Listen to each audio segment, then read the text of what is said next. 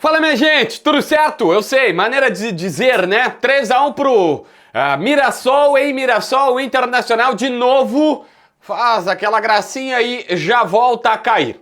Eu preciso falar, e já abrindo o motivo do título desse vídeo, que quando acabou a partida contra o Botafogo, eu fui um daqueles tantos que pensou, que bom que o Ramon e o Emiliano, antes da parada da data FIFA, encontraram uma maneira de jogar, um time titular, um jeito, um norte, um caminho a seguir durante essa parada. E agora, durante os 10 dias que eles terão para treinar, o Internacional perdeu, sei lá, o Carboneiro, de fato, o titular, o Borré, que era reserva, mas que fatalmente ia entrar nas partidas, mas eles teriam tempo para treinar, melhorar a execução dos três zagueiros, de como é que os alas se portariam, de como que o Internacional teria a movimentação do Alan Patrick como falso 9, que as coisas poderiam acontecer.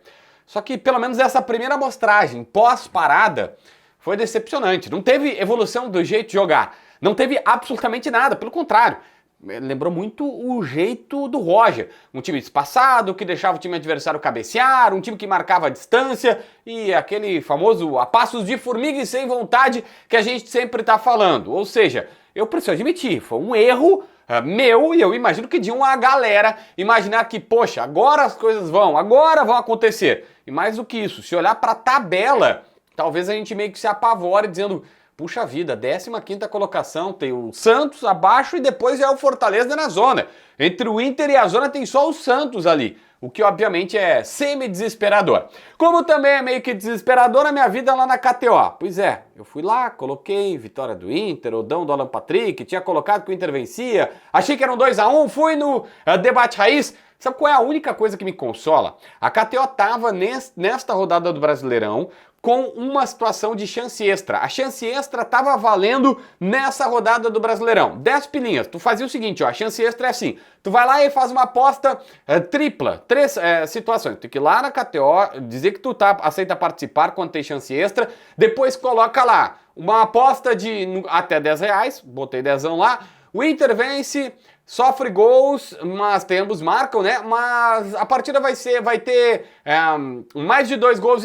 Tem que ter pelo menos 3 gols para tu ganhar. Faz 3 seleções, apostou. Ah, perdeu? A KTO te devolve os 10 pila e agora ela tá me devolvendo os 10 e dizendo o seguinte, ó, JB, no final de semana, faz uma outra aposta. Se tu ganhar, tu recupera o teu valor. Se não, aí também já tá querendo demais. É a chance extra, e tem várias. Tem odão, tem ganho aumentado, tem chance extra, tem várias outras possibilidades que a KTO faz pra galera ir lá brincar e se divertir. Sempre lembrando, é um lugar para entretenimento. Tu não vai ficar rico da noite pro dia, isso não existe. O que existe é brincar e se divertir lá na KTO. Eu tô mostrando aqui quando eu perco sem problema nenhum pra galera entender exatamente como funciona. Se quiser, na descrição, no primeiro comentário, tem um link personalizado do JB.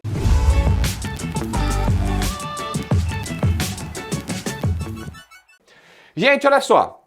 Eu posso cravar que não teve evolução pelo resultado da partida e pra mim tá claro, antes mesmo das entrevistas, que a comissão técnica viu isso porque no intervalo do jogo eles tiraram, bastou 45 minutos para eles tirarem o zagueiro, colocaram o centroavante e mudarem as coisas. Saiu o Vitor Gabriel, que jogou no lugar do Juninho lesionado, entrou o Ricardo Matias centroavante e o Alan Patrick já não era mais falso 9. Ou seja, aquele jeito de jogar com 3 zagueiros, 2 alas, 2 volantes, o Alan Patrick fazendo uma função híbrida entre meio campista e comandante de ataque, com os 2 pontas mais abertos, morreu ali em 45 minutos. Pelo menos ali já se sabia que não estava dando certo.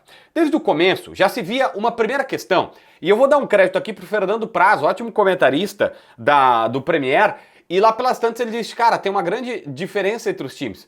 O Mirassol joga ao natural, com algum tipo de conforto, ou, sabe, as coisas fluíam com o Mirassol, e o Internacional estava fazendo esforço danado para jogar futebol.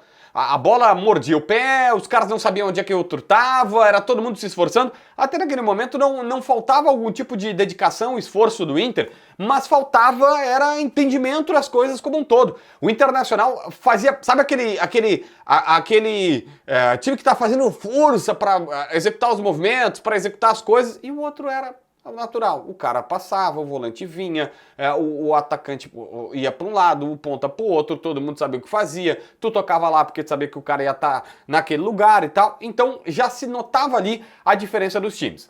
Mas eu preciso falar que o jogo tem, os gols principalmente, um grande protagonista. O Antony teve uma atuação comprometedora. A situação é tão decisiva para a derrota que eu vou te contar que eu não duvido nem que na próxima rodada ele não seja mais o titular, que o técnico do Inter, sei lá, proteja ele ou tente mudar mesmo, porque ficou insatisfeito com o que aconteceu. O Antony no primeiro gol é um gol estranho, porque é uma cobrança de escanteio curta no primeiro poste, o Inter não tira, o cara finaliza e o Antony na pequena área, ele dá uma raquetada na bola, ele fecha a mão e toca na bola, que ele toca pro gol do Inter. Eu obviamente sei que não é de propósito. Ou meio óbvio que não vai ser de propósito. Mas assim, cara, ele toca pro próprio gol, aquela bola não ia entrar. Ele queria, imagino que dá uma rebotada na bola para ela ir pra linha de fundo de novo. Sei lá o que queria o Antony. Errou. Só que ele dá essa primeira. Depois, o Reinaldo, melhor jogador da partida, vai na linha de fundo e sem ângulo, ou deveria estar sem ângulo, não foi bem fechado pelo goleiro. O Reinaldo vai lá e cruza e a bola entra. E a bola entra no ângulo do Antony.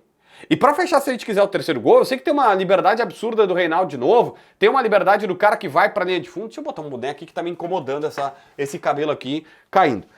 O Reinaldo vai à linha de fundo e aí o Reinaldo finaliza.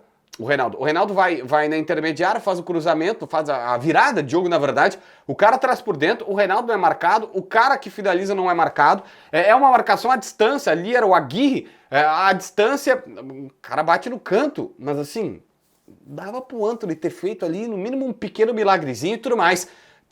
Três gols sofridos pelo Inter, que são responsabilidade direta do goleiro. 2 que pra mim é falha incontestável. O terceiro, se tu quiser no combo dizer, pô, poderia ter ajudado, beleza. De resto, o Inter só fez seu gol numa jogada ensaiada, ou talvez ensaiada, também não sei, de falta. O Alan Patrick, os caras do Mirassol estão reclamando que não foi falta. O Alan Patrick finaliza, o Muralha, 6 meses sem jogar, dá o rebote, Thiago Maia vai lá e pega o rebote do Internacional. De resto, teve um gol impedido do Ricardo Matias, não era ele que estava impedido, acho que era o Alan Patrick, quando o cara que tá lá na ponta, que é um gol com bola rolando. Cara, e não muito mais. O Internacional não repetiu nem perto. E aí, assim, a marcação era espaçada, era todo mundo muito distante de si, no segundo tempo era assim, uma linha de 4, mas o ponto lateral aqui, o outro lateral aqui, os dois zagueiros distantes. Quando o Inter estava jogando com o Oscar Romero lá quase na risca da saída pela esquerda, o Vitinho quase lá na risca da saída pela direita, nossa, muitas dificuldades que o Internacional tinha de fazer o mínimo adequado, de ter um time que a gente chama compactado, né? Que tá todos os setores estão perto e aí esses setores se movimentam entre o campo de uma maneira a prejudicar o time adversário. Tudo isso serviu para o Reinaldo fazer a festa. O Reinaldo foi o melhor jogador em campo. O Reinaldo foi o melhor jogador em campo do Mirassol, que não tem jogadores exuberantes, que tem uma folha de 6 milhões de reais. Ah, mas o Inter é um time que, né, com as saídas de tantos jogadores, a direção justifica isso, a folha estava em quase 20, caiu para 12. Pois é, ainda assim é o dobro do Mirassol. E foi lá e perdeu para esses caras. Perdeu. Por quê? Porque, velho, a bola aérea sempre era cabeçada por alguém do Mirassol. Olhando para o campo, parecia o time do Roger. O time do Roger é esse que o Paixão entrou no ar ao vivo conosco no Debate Raiz e disse, olha, o Roger, depois das eliminações, não conseguia tirar mais dos jogadores, ele não conseguia motivar mais os jogadores. E tu olhava para o campo, o retrato eram de jogadores que estavam, né, sem conseguir render. O Ricardo Matias, para mim, é meio que um símbolo disso. O Ricardo Matias entra, eu sei que ele faz um gol, o que está impedido, que vem o cruzamento, ele na pequena área guarda. Se a gente fosse pegar assim, o centroavante teve uma oportunidade, meteu para a rede, ele fez a dele. Se não fosse um impedimento, que não tem nada a ver com ele, no início da jogada, ele poderia ter saído com gol. Mas, cara, olha para o campo. O Internacional, 45 minutos, jogou com falso 9, não deu certo. Troca no intervalo, tem mais 45 minutos e acréscimos para o Ricardo Matias, e ele pouco ou quase nada produz. E é o símbolo de um cara que está desligado, que está desfocado, que não tem intensidade, que vai ter qualidade pelo jogador que é, mas se exige mais de um time da Série A do Campeonato Brasileiro do que o cara sobrevivendo da qualidade do talento individual. E isso recai sobre o treinador, é óbvio. Se a gente falou tanto das vezes que o Roger tinha paradas para treinar o time e dizer, olha, ele não está conseguindo achar soluções, isso vale para a família Dias também. É óbvio que ninguém vai chegar e dizer assim, meu Deus do céu, era para esse time estar performando, lutando com Palmeiras e Flamengo na cabeça do Brasileirão. Mas a gente pode ter algum tipo de lucidez de dizer, peraí, o Ramon Dias, o Emiliano, encontraram uma maneira nova de jogar contra o Botafogo, se imaginou que os 10 dias de parada fossem benéficos e pelo menos nessa primeira rodada se viu uma regressão, se viu uma volta ao passado, se viu um time que oscilou novamente para baixo, dizendo, opa, voltou a ser o que era com o Roger. Isso não vai acabar com o trabalho deles, não vai dizer que eles são maus treinadores e que nunca vão conseguir recuperar o Inter, mas liga um sinal de alerta. A sorte do Inter é que o Inter hoje é 15º colocado do Brasileiro. Tem só o Santos antes da zona do rebaixamento, como eu falei. Só que a pontuação são 7 pontos do Z4. Isso é ótimo. Se a gente for mais a fundo, a projeção para esse Brasileirão é 40 pontos, tá? Não é 46. Ou seja, o rebaixamento ele tá numa régua muito baixa. É uma régua muito boa para quem faz uma má campanha. Então assim, o Inter neste momento, não fosse essa régua extremamente baixa da zona do rebaixamento, o Inter estaria na zona do rebaixamento do Brasileirão. E esse é um sinal de alerta importante. Eu sei que tu vai dizer, pô, JB, mas se tá colocando o Inter na zona, assim que o Inter não tá. Bom, acho que não precisa achar que é uma crise desnecessária olhar e dizer, peraí, por sorte, e eu só acredito a isso, o Brasileirão desse ano tem uma régua mais baixa do que os outros. Provavelmente com 40 pontos tu escapa, o Inter tem 32, então mais 8 deve escapar, e isso não vai fazer o Inter cair, mas serve de sinal para... Peraí, gente, só um pouquinho. Não estão legais as coisas no Beira-Rio. Não estavam com o Roger, a direção viu, o Ramon tá oscilando, o que pode ser normal no trabalho, mas os alertas têm que ser ligados, porque, né, é muito forte essa situação. Se inscreve no canal, assina a notificação, deixa teu like, comenta aqui embaixo para ver mais vídeos.